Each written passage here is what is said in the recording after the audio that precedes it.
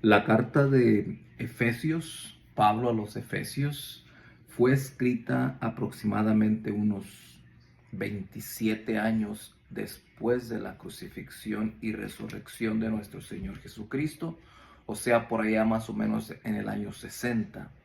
Esta carta la escribe Pablo mientras está preso en Roma, al igual que la carta de Filipenses, Colosenses y Filemón.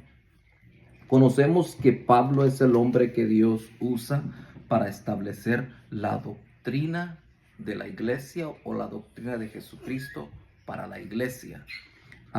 Están todas sus cartas, sus 13 cartas y otras que no conocemos, es donde la doctrina la podemos ver. Hay uno de los temas más controversiales entre las iglesias, que es el tema de la predestinación o elección de Dios. Quienes no la conocen, no la entienden, dicen un montón de cosas que no dice la palabra de Dios. En la teología se utiliza la palabra exégesis para explicar cuando estamos extrayendo de un texto, cuando se está analizando un texto, se consultan los originales. En el caso del Nuevo Testamento, en el griego, koiné, para ver qué es lo que dijo el escritor, cuál es el contexto original cuando el escritor lo escribió. Se extrae, eso se conoce como exégesis. Para decir lo contrario, la palabra en la teología se utiliza eisegesis, cuando alguien dice algo que no dice la palabra. Y este error cae en muchos predicadores cuando le ponen mucho alegoría a un texto o figuras o simbolismo, cuando no se debe utilizar el simbolismo o la alegoría. Hay que conocer la palabra, el texto, cuál fue el espíritu o cómo fue que el escritor lo escribió, para quién será la audiencia, los receptores, el beneficio después de. Así que no voy a explicar tanto eso. El día de hoy quiero leer rápido. Por causa del tiempo lo vamos a dividir en dos partes. La segunda parte, en el primer capítulo de Efesios, la daré el día de mañana, primero Dios mediante. Efesios capítulo 1, verso 3 en adelante.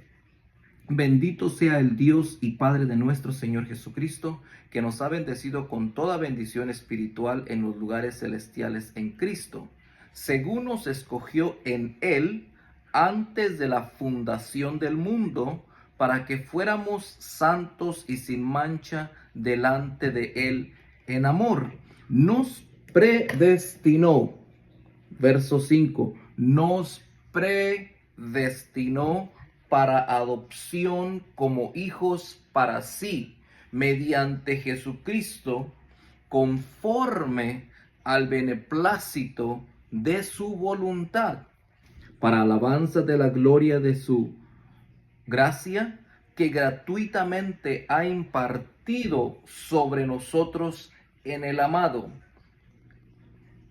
En él tenemos redención mediante su sangre, el perdón de nuestros pecados según las riquezas de su gracia. En el verso 11 ahora dice, también hemos obtenido herencia, habiendo sido predestinados según el propósito de aquel que obra para todas las cosas conforme al consejo de su voluntad, a fin de que nosotros que fuimos los primeros en esperar en Cristo, seamos para alabanza de su gloria. En Él también vosotros, los gentiles, vosotros, después de escuchar el mensaje de la verdad, el evangelio de vuestra salvación, y habiendo creído, fuisteis sellados en Él con el Espíritu Santo de la promesa, que nos es dado como garantía de nuestra herencia, con miras a la redención de la posesión adquirida de Dios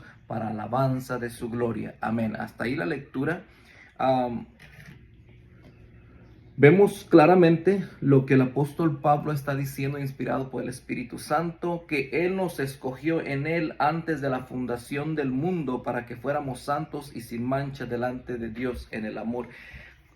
Explicar la predestinación en 5 minutos es imposible. Pero hermanos, amigos que me escuchas, la palabra es muy claro. Él nos predestinó por voluntad propia, por su beneplácito, porque a Dios le dio la gana salvarnos. ¿En qué sentido?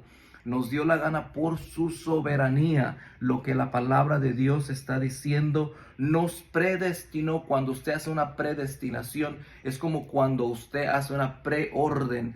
Antes de que haya sido, antes de que algo esté a la venta, usted puede preordenar. Yo he preordenado libros que no están a la venta aún, pero que sabemos que hay una fecha. Entonces, el autor del libro o a veces los vende en ciertas plataformas, aunque no están disponibles aún, uno los puede preordenar.